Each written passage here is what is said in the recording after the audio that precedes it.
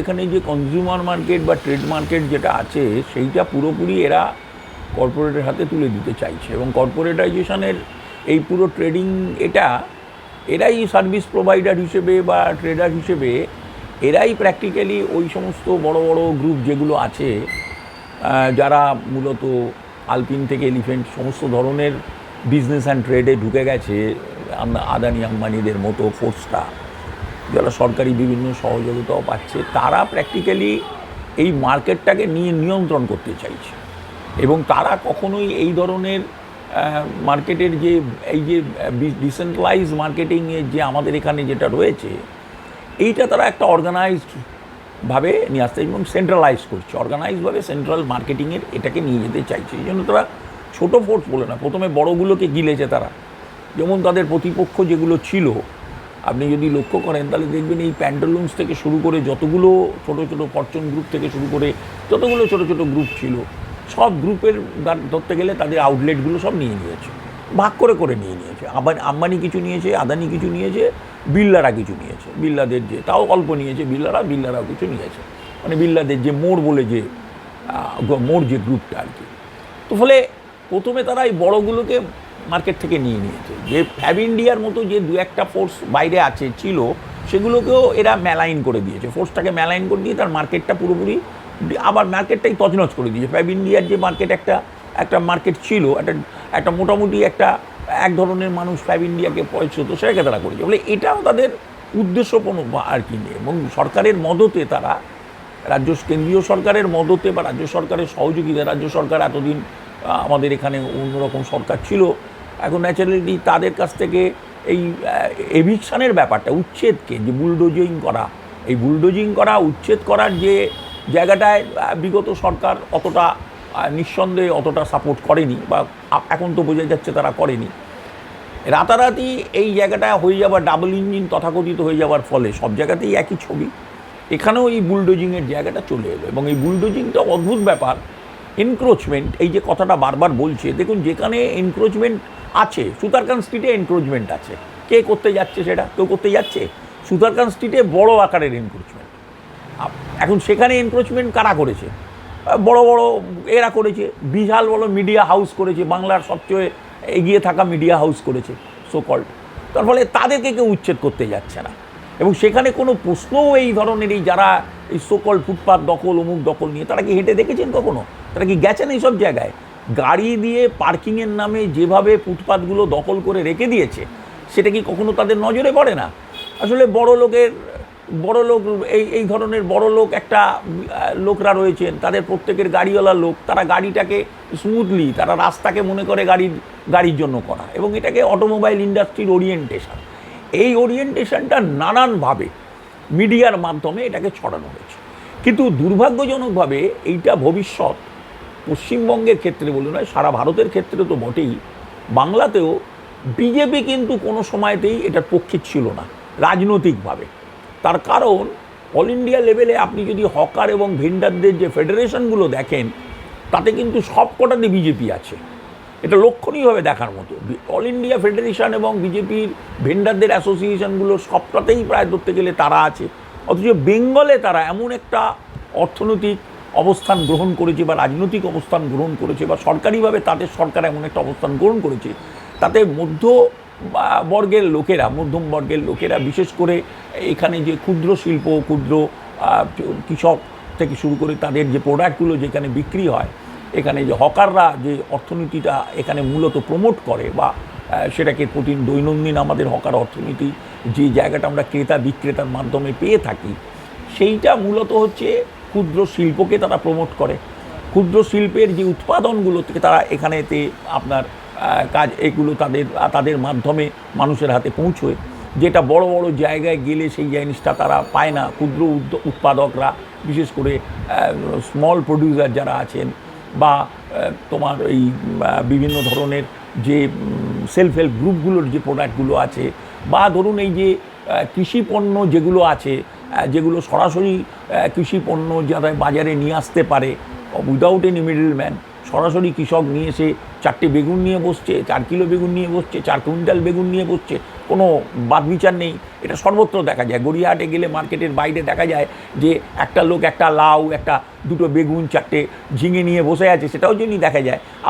আবার পাশে দেখা যায়, একটু দূরে দেখা যায় যে 20 কিলো বেগুন, 20 কিলো আলু, 20 কিলো এই নিয়ে বসে আছে। ফলে এই যে ধরুন একটা সুবিধা আছে, এবং এই অর্থনীতিটাকে এটা কোনো মানে তারাই এটার বিরুদ্ধে বলছে যারা বাংলাকে বোঝে না, বাঙালিকে বোঝে না, বাংলার অর্থনীতিটাকে বোঝে না। এটা সাময়িক এতে একটা যুদ্ধ জয়ের জায়গা হতে পারে, কিন্তু লং টার্মে কিন্তু এটা যুদ্ধ জয় হবে না আমার বিশ্বাস। রেল আপনার ধরুন নিজে বহু জিনিসের ব্যবসা করে, এটা অনেকে জানে না। এই যে স্টেশন থেকে যারা ভেন্ডিংয়ের জন্য রেলের বসে, রেলের প্ল্যাটফর্মগুলো যারা বসে, তাদের যে মালগুলো বিক্রি হয়, বিশেষ করে chocolate, biscuit, cake, cold drinks, বিশেষ করে এই যে প্রোডাক্টগুলো বেশি করি, এগুলো সব ডাইরেক্টলি কোম্পানি থেকে ডিস্ট্রিবিউটার হচ্ছে রেল, এবং রেলের কাছ থেকে এদের কিনতে হয়। এবং লক্ষণীয়ভাবে এগুলো প্রত্যেকটা যে ডিস্ট্রিবিউটারদের যে প্রফিট পার্সেন্টেজ থাকার কথা, তাদেরকে সেই প্রফিট দেওয়া হয় না। এবং তারা যখন বাইরে থেকে এটা নিয়ে যায়, তার জন্য পানিশমেন্ট হয়, ফাইন হয়, তাদের বসাতে জরিমানা করে দেয়। অর্থাৎ শিয়ালদা স্টেশনের আমি প্ল্যাটফর্মের একজন বিক্রেতা, আমি রেলের কাছ থেকে এটা কিনতে বাধ্য। এটা অনেকে জানে না। রেলের প্ল্যাটফর্মে ওই কিয়ক্সগুলো দেখিয়ে কোনো লাভ নেই। ওই কিয়ক্সগুলোতে যে জিনিসগুলো, কিয়ক্সের বাইরেও যে জিনিসগুলো বিক্রি হয়, তা অধিকাংশ রেলই বিক্রি করে। রেল এবারে একদম সরাসরি এদেরকে সরিয়ে দিয়ে এই কেএফসি, হলদিরাম, বিকারামের মতো কোম্পানিগুলোর হাতে তুলে দিতে চাইছে। সে ফাঁকা রাখবে না। এবারে ধরুন আমি একজন সাধারণ ক্রেতা, ডেলি প্যাসেঞ্জার, আমার মাসে ইনকাম 10-15 হাজার টাকা। আমি দুপুরবেলার প্রায় ধরতে গেলে টিফিন কাম লাঞ্চটা আমি ট্রেনের খাবার থেকেই সারি। তো এইটা বন্ধ করে দিতে চাইছে। হ্যাঁ, 20 টাকায় 4টে কচুরি, অথবা 10 টাকায় 2টো মিষ্টি, অথবা 10 টাকা 5 টাকা দিলে একটা মুসম্বি লেবু দিয়ে আমার ফলাহার করা, এইগুলো বন্ধ করতে চাইছে। এবং এর বদলে আপনি 100 টাকা দামের আপনার শরবত খাবেন, আপনি 70 টাকা, 80 টাকা, 100 টাকা প্লেটের 2টো রাধাবল্লভী খাবেন, তার জন্য ব্যবস্থা করা থাকছে। এমনটা নয় যে সেগুলো পাবেন না আপনি। অর্থাৎ এবং এটার সাপোর্টও করছে সেই ধরনের লাখ টাকা বেতনধারী কিছু মধ্যবিত্ত, এবং তারাই এটাকে সাপোর্ট করছে। তারাই গাড়ি চালায়, তাদের জন্য ফাঁকা রাস্তা চাই, তারা আর কিছু ভাবতে রাজি নয়। মুশকিলটা হচ্ছে যে তারা কত পার্সেন্ট, 10 থেকে 15%। এই 10-15%-এর জন্য কি একটা শহর? এবারে রেলের মাধ্যমে, রেল তো একটা বড় আকারের আমাদের এখানে একটা গতির একটা জীবন প্রণালীকে তৈরি করেছে। রেল তো শুধু রেল নয়, রেল তো শুধু ট্রেন যায় না, তাকে কেন্দ্র করে জীবনযাপনের একটা বিশাল অংশ, একটা জীবন প্রবাহ বলতে পারা যায়। সেইটাকে কি করে ডিস্টার্ব করা যায়, ওটাকে যদি আমি ডিস্টার্ব না করতে পারি, ওই চেনটাকে যদি ভাঙতে না পারি। ব্রিটিশ যেমন সেদিন ভারতবর্ষে এসে প্রথম যে কাজটা করেছিল, যে এখানকার আমাদের যে জমিতে যে স্বাধীনতা ছিল, সেই ব্যবস্থাটা প্রথম ভেঙে দিয়েছিল চিরস্থায়ী বন্দোবস্তের মাধ্যমে। ভেঙে দিয়েই পরবর্তীকালে তাকেই জমিদার বানিয়ে তার মাধ্যমে প্রজাস্বত্ব আইনে প্রজার ওপর অত্যাচার করে, এবং এর ফলে যেটা হয়েছিল বাংলা থেকে পুরোপুরি বাংলা, তখনকার আনডিভাইডেড বেঙ্গলে, আমরা দেখব যে সেই সময় লক্ষণীয়ভাবে যেটা ঘটেছিল, এই যে ভেঙে দিল একবার, চিরস্থায়ী বন্দোবস্তের মাধ্যমে একটা ব্যবস্থা তৈরি হলো, জমিদারদের হাত থেকে তাদের ক্ষমতা কেড়ে নিল। লালন পালনের জায়গায় জমিদাররা যেভাবে কারিগরি ব্যবস্থার মাধ্যমে কারিগরদের, সমস্ত সমাজের বিভিন্ন বর্গের মানুষদের বিভিন্ন ধরনের কারিগরি ব্যবস্থাকে, শিল্পকে তারা প্রমোট করতেন, সেইটা বন্ধ করে দিলেন তারা। ম্যানচেস্টারের দিকে তাকিয়ে, বিভিন্ন জায়গায় দিকে তাকিয়ে তারা এগুলোকে প্রমোট করলেন, এবং এটা করতে গিয়ে সর্বনাশ হয়ে গেল, তারা ভবঘুরে হয়ে গেল। বাংলার যদি অর্থনীতিতে সবচেয়ে বড় ক্ষতি হয়ে থাকে, সবচেয়ে বড় ক্ষতি হয়েছে চিরস্থায়ী বন্দোবস্তের মাধ্যমে বাংলার হতে। এটা আমি বলছি না, এটা এশিয়ান ড্রামায় আপনার যে এইটা আমাদের যে স্বাধীনতা ছিল, আমাদের যে নাগরিক জীবনের, যে আমাদের গ্রাম্য জীবনের যে সভ্যতার যে ক্রমবিকাশ ছিল, সেখানে যে স্বাধীনতা সভ্যতার আমাদের একটা চিরন্তন আপনাদের একটা স্বাধীন সার্বভৌমত্ব ছিল, সেটাকে কিভাবে প্রথম ধ্বংস করলো। যে আমাকে মান্যতা পেতে গেলে প্রথমে আগে ওই স্বাধীনতাটাকে আমাকে ধ্বংস করতে হবে। ঠিক সেই জিনিসই তারা নানান পদ্ধতিতে চালাচ্ছে, এবং এই বর্তমান সরকার আমি মনে করি না তার। এবং এই যে হকার অর্থনীতি, এটা একটা ক্ষুদ্র, এটা হকাররা এনক্রোচার ব্যাপারটা এরকমভাবে দেখলে হবে না। এটা ছিল, এটা কনসেপ্ট ছিল, 1996 সালের আগে কথা এভাবে ভাবা হতো, কিন্তু আজকে ভারতবর্ষের সংবিধানকে মেনে নিয়ে যে আইন তৈরি করেছে ভারত সরকার, সেই আইন বলেই কিন্তু হকার বা ভেন্ডারদের কিন্তু তাদের আপনার অধিকার আছে, ভেন্ডিংয়ের অধিকার আছে, হকিংয়ের অধিকার আছে, এটা আছে। এটা তো এমনটা নয় যে তাদের অধিকার নেই। প্রশ্ন হচ্ছে যে তারা এই যে ভাগটা আছে, অর্থাৎ কতটা জায়গা নিয়ে তারা থাকবে বা কতটা জায়গা নিয়ে তারা থাকবে না, সেইটা ঠিক করা আছে। সেইটা ঠিক করার জন্য একটা গণতান্ত্রিক পদ্ধতিতে একটা ব্যবস্থাপনা তৈরি করা আছে, যে একটা ভেন্ডিং কমিটি তৈরি হবে, ইত্যাদি ইত্যাদি। রেল একমাত্র লক্ষণীয়ভাবে জানা দরকার, ভারতবর্ষের একমাত্র যে রেল, তার কোনো রকম কোনো কাজের কোনো সমালোচনা কেউ করতে পারবে না, এবং লক্ষণীয়ভাবে পার্লামেন্টে সেটা নিয়ে কোনো আলোচনা হবে না, এবং রেল তার কোথাও কোনো দিন জবাবদিহি করবে না। এটা একটা অদ্ভুত ব্যাপার। রেলকে এই সুপ্রিম অথরিটি দেওয়া হয়েছে। যখন এই আইনগুলো পুনর্বাসন আইন হলো, লক্ষণীয়ভাবে দেখবেন এই যে পুনর্বাসন আইন, সেই পুনর্বাসন আইন থেকে কিন্তু রেলকে বাদ দেওয়া হয়েছে। এই স্ট্রিট ভেন্ডার অ্যাক্ট যেটা করা হলো, সেখানেও রেলকে বাদ দিয়ে দেওয়া হলো। এটা শুরু থেকেই কিন্তু এই যে মনোপলিটা, রেলের যে কর্পোরেটাইজেশনটা, সেটাকে কিন্তু এইভাবে আনা হয়েছে। সেটা বিগত কংগ্রেস সরকার তার বাইরে নয়, বর্তমান সরকার যারা বিজেপি সরকার তারা তো বাইরেই নয়। কিন্তু এটা অদ্ভুত লাগছে আমার কাছে। অদ্ভুত এই কারণেই যে আমি বলবো, যেটা একটা ভয়ঙ্কর ধরনের মানে দৈত্য চরিত্রে দেখা যাচ্ছে। একদিকে আমি ভেন্ডার, হকার এদের ইউনিয়ন করব, একদিকে সেইটা নিয়ে আমি ন্যাশনাল লেভেলে গিয়ে বিভিন্ন রিপ্রেজেন্টেশন দেবো, ইন্টারন্যাশনাল লেবার অর্গানাইজেশনে গিয়ে আমি প্রতিনিধিত্ব করব, সেখানে তাদের ডিসেন্ট লেবার, তাদেরকে আমি ওদের অধিকারের কথা বলবো। আবার অন্যদিকে আমি সরকারে বসে এদেরকে উচ্ছেদ করব। এ অদ্ভুত ব্যাপার। মানে এই যে মানে এইটা মানুষ 80 থেকে 85% মানুষ বাংলায় বিশেষ করে আমি ফিরে আসলে যদি বলি, বাংলার 80 থেকে 85% মানুষ গরিব মানুষ, তাদের মুখ্যত রোজগার মাসে 5 থেকে 7 হাজার টাকার মধ্যে। এই যদি অ্যাভারেজ রোজগার হয়, তাহলে সেই মানুষটার ক্রয় ক্ষমতার মধ্যে যে জিনিসগুলো আমি সহজে পেতে পারি, তা কারা যোগান দেয়? দৈনিক কারা যোগান দেয়? এই রাস্তায় বসা হাজারো, আমাদের কলকাতা শহরে বাজার আছে কটা? আপনি কলকাতা শহরের কথা বলছি, কলকাতায় সরকারিভাবে বাজার আছে মাত্র 27টা, বেসরকারিভাবে বাজার আছে আরও 25টা। তোর মানে 52টা বাজার আছে। কলকাতার জনসংখ্যা প্রায় 1 কোটির বেশি, কাছাকাছি। তারপরে এই জনসংখ্যাকে ফিট করার জন্য অনেক কিছু হয়েছে, বহুতল বাড়ি হয়েছে, অনেক কিছু হয়েছে। মল ছাড়া আপনার কোনো জায়গাতেই হয়নি। বামফ্রন্টের সময় একটা উত্তরে উত্তরাপন, দক্ষিণে দক্ষিণাপন, দুটো মূলত মিডল ক্লাস মার্কেট তৈরি হয়েছিল। কিন্তু সেগুলো কাঁচামালের বাজার নয়, ভেজিটেবল মার্কেট বা মাছের মার্কেট নয়, mainly consumer item, mainly dress material থেকে শুরু করে এই ধরনের, এবং কিছু আপনার এই কারিগরি যে সমস্ত আমাদের এখানে যে সমস্ত আর্টিজান বেসড যে সমস্ত প্রোডাক্টগুলো বা প্রডিউসার্স যারা আছেন আর্টিজান বেসড, সেই সমস্ত প্রোডাক্টের একটা মার্কেট তৈরি হয়েছিল। তারা বাজার মূলত তারা মেলার জন্য অপেক্ষা করে, কবে কোথায় মেলা হবে এবং সরকার প্রমোট করবে সেই মেলায় গিয়ে আমরা আমাদের প্রোডাক্টগুলো বিক্রি করবো। আর কারা বিক্রি করবে? এই যে কলকাতা আশেপাশকে কেন্দ্র করে যে ব্যাগের যে বাজার, এই বাজারকে ফিট করে কারা? নর্থ 24 পরগনা অঞ্চলের একটা বিস্তীর্ণ অঞ্চল, রেল লাইনের ধারে, এবং রেল হচ্ছে সস্তার পরিবহন। সেটাকে কাজে লাগিয়ে এই মাল কলকাতা আশেপাশ থেকে আবার কলকাতায় আসে বা কলকাতা থেকে সেদিকে যায়।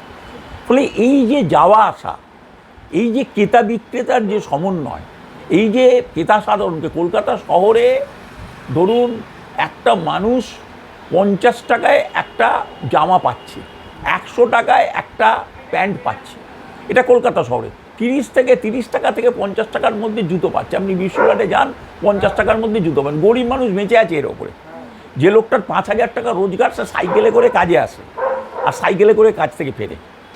হ্যাঁ, আর বাকি তার যে দৈনন্দিন জীবনের প্রয়োজনে যেগুলো লাগে, সেগুলো কোথায় সে পায় হচ্ছে এই সমস্ত হকারদের কাছ থেকে।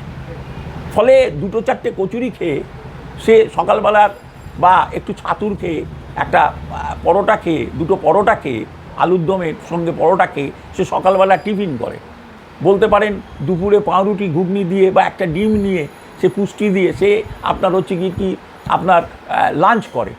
এইভাবে যেখানে গরিব মানুষ, খেটে খাওয়া মানুষের এই যোগান যারা দেয়, সেই হকার এবং সেই ভেন্ডার, তাদেরকে যারা উচ্ছেদ করতে চায় বা করছে, আমি মনে করি তারা অমানবিক। শুধু তাই নয়, আমি মনে করি তারা অর্থনীতিকে ধ্বংস করতে চাইছে, সুপরিকল্পিতভাবে অর্থনীতিকে ধ্বংস করতে। হকারটা সামনে আছে, লক্ষণীয়ভাবে দেখবেন হকারটা সামনে আছে, সেটা বিক্রি করছে জিনিস, কিন্তু ওই জিনিসটা কিনছে কোথায়, কে তৈরি করছে?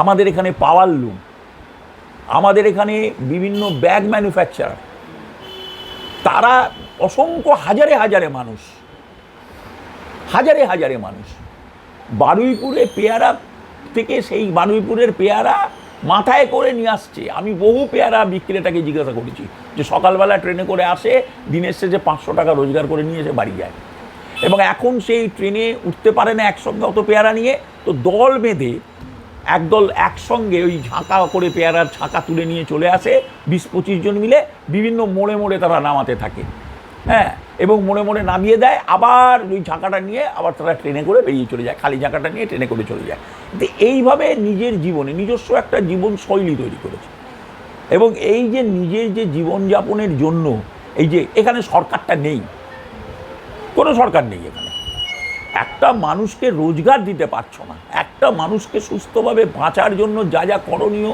যে যে সাপোর্টগুলো দরকার, সে সাপোর্টগুলো দিতে পারছো না। বিনিময়ে তুমি তার কাপড়টা কেড়ে নিচ্ছ, তাকে ইন্ডিপেন্ডেন্ট যে সে স্ট্রাগল করে যে জায়গাটা তৈরি করেছে, সেটা কেড়ে নেওয়ার হক কিন্তু কারুর নেই, কারুর নেই। যারা মনে করছেন যে বুলডোজিং করে আমি জিতে গেলুম, তারা মূর্খের স্বর্গে বাস করছেন। এর নাম বাংলা, আমি আবারও বলছি, এর নাম পশ্চিমবঙ্গ। ওরকম সূর্যাস্ত সূর্যোদয় সব অনেক দেখেছে বাংলা। 1996 সালের এরকম সূর্যোদয় ঘটিয়েছিল, বুলডোজিং করে ঘটিয়েছিল, এবং সেই বুলডোজারে ক্যাপ পরে টুপি পরে বহু তাবর তাবর, এখনও বেঁচে আছেন কয়েকজন তাবর তাবর নেতার কি উল্লাস! সেদিন গৌরকিশোর ঘোষ লিখেছিলেন, আমি এক আনন্দ পেলাম, আমি বলসেবিক বিপ্লব দেখিনি, কিন্তু বলসেবিক বিপ্লবের মুহূর্তে কি আনন্দ হয়েছিল সেই আনন্দটা আমি পেলাম, উপলব্ধি করলাম। এইসব বড় বড় কথা তারা লিখেছিলেন, বলেছিলেন। তাবর তাবর বুদ্ধিজীবী সেদিন প্রকাশ্যে দাঁড়িয়ে সেই আপনার হকার উচ্ছেদকে সমর্থন করেছিল, অপারেশন সানশাইনকে। তো বিনিময়ে কি হয়েছে? তারা জিতেছেন না। তাদের চক্ষু লজ্জার, মানে তাদের যদি চক্ষু লজ্জা থাকতো, তাদের যদি জ্ঞানগম্যি থাকতো, তাহলে পরবর্তীকালে তারা অন্তত প্রকাশ্যে স্বীকার করতেন সেদিন আমার এই কথাগুলো বলা ভুল হয়েছে, ভুল হয়েছে। পার্থ সেনগুপ্তের মতো লোক, আপনারা জানেন না, তার নেতৃত্বে একটা বই বের করে অপারেশন সানশাইন নামে, এবং সেই অপারেশন সানশাইনে এমন কোনো বুদ্ধিজীবী আপনি নাম পাবেন না, দু একজন বাদ দিলে, তাতে তারা লেখেননি অপারেশন সানশাইন সরকারের এই অ্যাকশনটাকে সাপোর্ট করেননি। তো কী হয়েছে? মধ্যবিত্ত, উচ্চবিত্ত তথা বুদ্ধিজীবী, বিদগ্ধ মানুষ সবাই সমর্থন করেছিল সেদিন হকার উচ্ছেদকে। তো কী হয়েছিল? হকাররা কি হেরে গেছে নাকি? হকারদের যে তাদের যে সংগ্রামটা কি হেরে গেছে? না, আমি মনে করি না। এবং সেদিনের পরবর্তীকালে আরও বেশি পরিমাণ তাদের অধিকার আইনিভাবে সংরক্ষিত হয়েছে। আজকে হকারদের কেউ যদি বলে এনক্রোচার, তিনি আইন বিরুদ্ধ কথা বলছেন। আবার বলছি, যারা এই কথাটা বলছেন তারা আইন বিরুদ্ধ কথা বলছেন। হকিং একটা পেশা, এবং সেটা আইনসম্মত পেশা, আর 5টা পেশার মতোই সেটা একটা পেশা। উপরন্তু এই পেশার মধ্য দিয়ে আমাদের এখানকার অর্থনীতি, আমাদের এখানকার গরিব মানুষের অর্থনীতি, বড় লোকের অর্থনীতির কথা আমি বলছি না। যে মানুষ গাড়ি নিয়ে মলে গিয়ে নিজের ব্র্যান্ডেড জামা কাপড় কিনতে পারেন বা কেনেন, আমি তাদের সঙ্গে কোনো যুদ্ধ করতে চাইছি না। সেই 15 লক্ষ কলকাতা পশ্চিমবঙ্গের যে মানুষ আছেন, আমি তাদের সঙ্গে কোনো যুদ্ধ করতে চাই না। তারা তাদের মতো আছেন, থাকুন। কিন্তু তারা এই কথা বলতে যাবেন না যে আমরা আছি মানে আমরাই আছি, আর কেউ নেই, এইটা তারা বলতে যাবেন না।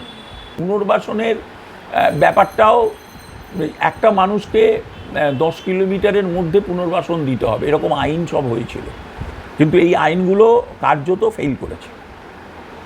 কারণ এই পেশাজীবী মানুষ, গরিব মানুষরা যেখানে থাকে সেখানের কাছাকাছি তারা আপনার কাজ খুঁজে নিতে চায়। তার কারণ হচ্ছে তাদের আসা যাওয়ার পেছনে যদি খরচ থাকে, তাহলে সেটা তারা মেনটেন করতে পারবে না।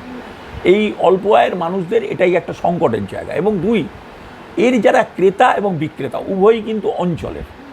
এবং এটা যদি আমি পরবর্তীকালে যে ভেন্ডার অ্যাক্ট যদি দেখেন, সে অ্যাক্টেও কিন্তু এটা মেনে নেওয়া হয়েছে যে অঞ্চলের মানুষকে ফিডব্যাক করার জন্য, মানে তাকে ফিট করার জন্য, তাকে সহযোগিতা করার জন্য, তার অ্যাজ এ ক্রেতা হিসেবে একজন বিক্রেতা একজন ক্রেতা উভয়ের সমন্বয় সাধন করার জন্য, এবং ক্রেতা বিক্রেতার উভয়ের যে অর্থনীতি, আর্থিক অবস্থা, হ্যাঁ, তার জীবনযাপনের অংশ হিসেবে, জীবন ধারণের অংশ হিসেবে গোটা ব্যাপারটাকে স্বীকার করে নেওয়া হয়েছে ফান্ডামেন্টাল জায়গায়। আমি আবারও বলছি, এটা সংবিধান স্বীকৃত আইন এবং যেটা পার্লামেন্ট থেকে পাশ করিয়ে নিয়ে আসা হয়েছে। এটার একটা দর্শনগত জায়গা আছে, যেটা আগে 90-এর দশকের আগে সরাসরি এটা বলে দেওয়া যাচ্ছিল। 90 দশকের পর কিন্তু কথা বলা যাচ্ছে না। 90 দশকের আগে যখন আপনারা জানেন যে ক্যানেল ওয়েস্ট থেকে যখন বিভিন্ন ধরনের রাজাবাজার থেকে শুরু করে বিভিন্ন জায়গা থেকে যখন ক্যানেল খালপাট থেকে যখন উচ্ছেদ হলো, রবীন্দ্র সরোবরের বিভিন্ন টলিনালা থেকে উচ্ছেদ হলো, সেই সময় এটা বলার চেষ্টা হয়েছিল, তদানীন্তন যারা সরকারে ছিলেন তারা কথা বলবার চেষ্টা করেছিলেন যে কিসের পুনর্বাসন, কিসের জন্য পুনর্বাসন, দখল, এটা দখলদার দখল করেছে, তার জন্য উন্নয়ন, তার উন্নয়নের বাঁধা এরা, এদের পক্ষে, আমাদের পক্ষে, সরকারের পক্ষে পুনর্বাসন দেওয়া সম্ভব নয়। এবং তখনই বামফ্রন্টের সঙ্গে যুক্ত থাকা আপনার শরিক দল, তারা এই লড়াই আন্দোলনে ছিল উল্টো দিকে হকারদের পক্ষে বা এই উচ্ছেদ হওয়া মানুষের পক্ষে। তো সেই সময় দীর্ঘ সংগ্রাম হয় এবং তারপরেই কিন্তু এই ক্যানেল ওয়েস্ট থেকে তোলেন নোনাডাঙ্গায় 10,000 লোকের থাকার ব্যবস্থা, মানে অর্থাৎ ধীরে ধীরে ধীরে ধীরে। এবং তখন কলকাতা কর্পোরেশনের মেয়র ছিলেন বিকাশ ভট্টাচার্য। সেই সময় কিন্তু এই উচ্ছেদ হওয়া মানুষের পুনর্বাসনের প্রক্রিয়া শুরু হয়। আমি বলছি থাকার ব্যবস্থা করা। এরপর আসছে হকারদের উচ্ছেদে। হকারদের উচ্ছেদের জন্য আপনি দেখবেন বহু জায়গায়, গড়িয়াহাট হকার উচ্ছেদে, কালিকাপুরে তাদের জন্য স্টল করা হয়, সেগুলো এখনও এই অবস্থায় পড়ে আছে, এগুলো ব্যবহার হচ্ছে না। অর্থাৎ আপনি দেখবেন গ্যারিবি স্ট্রিটের হকারদের তুলে নিয়ে এসে খালপাড়ে দেওয়া হয়েছিল, কেউ যায়নি, সেগুলো পয়সা নষ্ট হয়েছে, অ্যাসিডিটিস রয়েছে। পুনর্বাসন এমন জায়গায় দিতে হবে যেখানে ক্রেতা বিক্রেতা উভয়েরই সেখানে সুবিধা। গরিব মানুষের অর্থনীতি গরিব মানুষকে শেষ করতে চাইছে, এর ফলে গরিব মানুষের যে অর্থনীতি, বেঁচে থাকার জন্য যে সংগ্রাম, একটা গোটা ব্যাপারটার মধ্যে একটা অপরাধীকরণ করতে চাইছে, দুর্বৃত্তায়ন করতে চাইছে। ভাবার কোনো কারণ নেই যে বড় লোক হলেই সে দুর্বৃত্ত হবে না। ব্যাঙ্কগুলোকে লোন নিয়ে টাকা দেয় না কারা? গরিব মানুষ দেয় না। গরিব মানুষকে টাকা ম্যাক্সিমাম পরিমাণ অর্থনৈতিকভাবে যে সমস্ত চুরির অভিযোগ কাদের বিরুদ্ধে, দুর্নীতির অভিযোগ কাদের বিরুদ্ধে। ফলে এটা একটা দুর্নীতিপরায়ণ ব্যবস্থা তৈরি করার জন্য যারা দায়ী, তারাই এই অপরাধমূলক কাজে যারা যুক্ত, তারাই এই অর্থনীতিটাকে ভেঙে দিতে চাইছে। সেদিন যেদিন ব্রিটিশ চিরস্থায়ী বন্দোবস্তের মাধ্যমে আমাদের এখানে আর্টিজান লেবার, যে আমাদের যে স্বাধীনতা সার্বভৌমিত্বকে ভেঙে দিয়েছিল এবং তারপরে 300 বছর তারা রাজত্ব করেছিল, এরাও সেইভাবেই কর্পোরেট এদেরকে রেখে একচেটিয়া পুঁজিকে, আগ্রাসনকে সামনে নিয়ে তারা এই অর্থনীতিটাকে ভেঙে দিতে চাইছে। ভেঙে দিয়ে তারা কী করবে? তারা একটা বিকল্প হাজির করবে। সেই বিকল্পটা আপনাকে মান্যতা দেবেন, আপনি বাধ্য হবেন সেটা করতে। আপনি 10-30 টাকা দিয়ে যে খাবারটা খেতেন, দুপুরে লাঞ্চ করতেন, 50 টাকা দিয়ে যে লাঞ্চটা করতেন, আপনাকে 150 টাকা 200 টাকা দিয়ে সেই লাঞ্চ আপনার জন্য ব্যবস্থা করবে তারা। যেমনি হকার উচ্ছেদ হচ্ছে, তো আমরা এক্সপেক্ট করি যে হকাররা এর বিরুদ্ধে প্রতিরোধ গড়ে তুলবে, শ্রমিকরাই প্রতিরোধ গড়ে তুলবে। কিন্তু এটা দুর্ভাগ্যজনকভাবে এটা বাংলায় যেভাবে আমরা চেয়েছি সেভাবে শ্রমিক আন্দোলন হয়নি, হচ্ছে না। যেভাবে সারা ভারতবর্ষের কৃষকরা আন্দোলন করে কেন্দ্রীয় সরকারকে বাধ্য করলো ওই বিলগুলোকে প্রত্যাহার করতে, আমরা এখানে সেভাবে পারিনি করতে। আমরা এখানে শ্রমিকদের সংগঠিত করে লেবার কোডটাকে ওই রকম একটা ভয়ঙ্কর ধরনের অ্যান্টি লেবার ল, শ্রমিক বিরোধী একটা আইন, সেটাকে প্রত্যাহার করাতে আমরা পারলাম না। আমরা তেমনি হকারদের যে এত বড় উচ্ছেদ, সেটাকে রুখে দিয়ে আমরা এটাকে পারছি না। হকাররা তারা গরিব মানুষ, খেটে খাওয়া মানুষ, আমাদের আশা ছিল যে তারা অন্তত পক্ষে রুখে দাঁড়াবে। কিন্তু দুর্ভাগ্যজনকভাবে তারা আমরা যেভাবে আমরা তাদেরকে চেয়েছি বা পেতে চাই, সেভাবে তারা সামনের সারিতে এসে এই ব্যাপারটাকে রুখে দিচ্ছে না। হয়তো এখন দিচ্ছে না, হয়তো কোনো কিছুর প্রত্যাশায় তারা বসে আছে, হয়তো কারুর কথায় তারা মনে করছেন ভরসা রাখছেন, ভয় নয় ভরসা রাখছেন। কিন্তু এই ভরসাটা কতদিন রাখবেন সেটাও আমরা দেখব। কারণ এই সামগ্রিক ভয় থেকে মুক্ত করতে গেলে নিজেকে মুক্ত করতে হবে, কেউ এসে করে দেবে না। এটা যতক্ষণ না তাদের কাছে তারা বুঝছেন, ততক্ষণ আমাদের একটু আশা করা ছাড়া তো আর তো কিছু নেই আমাদের সামনে। এই আশা করতে হবে, রাখতে হবে বিশ্বাস। যুগে যুগে এই ঘটনা ঘটেছে, এরকম তো নয় যে এই প্রথম ঘটছে, যুগে যুগে ঘটেছে এই ঘটনা। রেল মারাত্মক ধরনের একটা ভয়ঙ্কর ধরনের ব্যবস্থা তৈরি করেছিল 1974 সালে। তারা তাদের নির্যাতন চূড়ান্ত পর্যায়ে চলে গেছিল। 1974 সালে রেল ধর্মঘট করতে বাধ্য করেছিল রেলের লোক স্টাফদের বা রেল কর্মীদের। প্রত্যেকেই ভেবে নিয়েছিল, সেদিন সরকার ভেবে নিয়েছিল রেলের মতো এই জনগণই ভেঙে দেবে, জনগণই ভেঙে দেবে রেল ধর্মঘট, আমাকে আর সরকারকে কিছু করতে হবে না। কিন্তু পারেনি করতে, ভাঙেনি। 6 মাস রেল শ্রমিকরা লড়াই দিয়েছে। সরকার বাধ্য হয়েছে নত স্বীকার করে তাদের সঙ্গে চুক্তিবদ্ধ হতে। কি অত্যাচার, কি অত্যাচার! অত্যাচার শেষ কথা বলেনি। রেলকর্মীরা সেদিন মানুষের সমর্থন নিয়ে করেছে, তো বলে এখানেও অত্যাচার শেষ কথা বলবে না। আমার মনে হয় মানুষই শেষ কথা বলবে।